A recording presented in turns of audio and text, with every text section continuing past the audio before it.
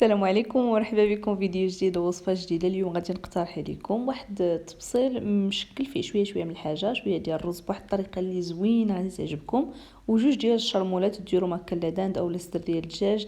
ان شاء الله غادي يعجبوكم بجوج.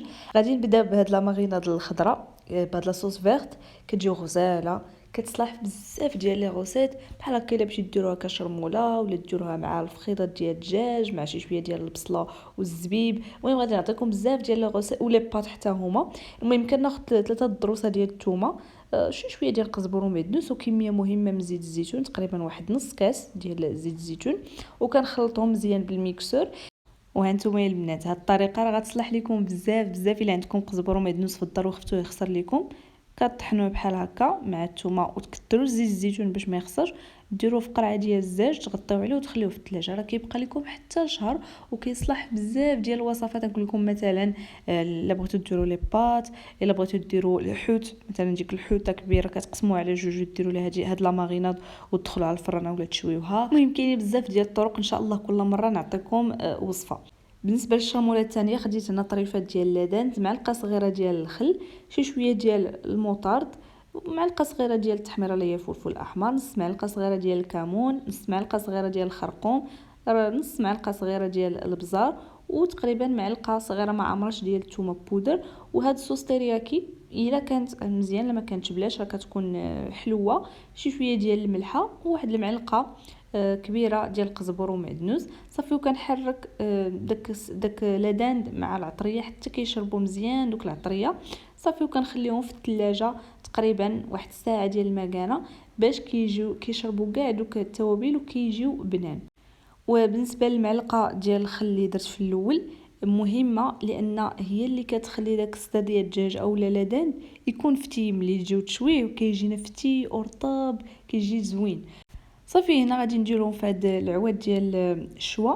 هادو البنات خديتهم من السوبر مارشي، زوينين كيكونوا صغار، خديتهم ب 23 درهم تقريبا. كيكونوا في واحد الباكيه ديال فيها 50 بروشيت. الا جيتو ديروا الحساب راه كيطيحوا ب 10 ريال، ولكن المهم شي حاجه زوينه الا جاو عندكم الضياف. عاطل المنظر. صافي وكنشويهم الا كانت الامكانيه تشويهم مزيان، ما كانش كتديروهم في واحد الطاوه كتغطيهم بورق الطبخ ماشي الالومنيوم خطر. صافي وكتخليهم يطيبوا. دابا غادي ندوزو للرز بطريقه زوينه باش طيبوا الرز. خديت زيت الزيتون، درت نص بصله مقطعه تكون صغيره وشحرتها مزيان حتى يولي اللون ديالها ذهبي. هذا هو السر باش كيجي بنين.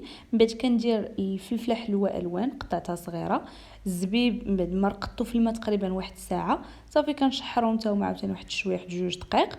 عاد من بعد كنزيد العطريه، عندي هنا الملحه، ثومه بودر، البزار، التحميره، والصوص ترياكي انا كنستعملها بزاف في الوصفات ديالي، كيكون المذاق ديالها زوين.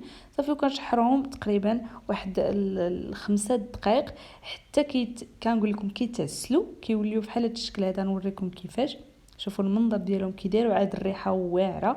من بعد كنزيد الرز من بعد ما رقدته في الماء تقريبا واحد 10 دقائق وخليته يستقطر مزيان من هذاك الماء، صافي ما يبقاش فيه الماء. عاد كنزيدو على دوك المكونات الاولى وكنشحروا واحد دقيقه هكا السر باش كيجيكم بنين. وكنزيد الماء الكافي فين غادي يطيب، وما تحركوش بزاف، كنحركو غير في الاول صافي ما كنعاودش نحركو، كنسد عليه وكنقص عليه العافيه يطيب على خاطرو باش كيجينا كيما هكا مفروز، ما كيجيناش معجن. صافي هذا هو البلا ديال اليوم. كنتمنى يعجبكم، بلا اللي صحي مع واحد الشلاضه، شويه ديال الشلاضه فيها طوماط سوريز، الخس، الزيتون والبصله مع الملحه والبزار. نشوفكم الفيديو الجاي وبصحه والراحه.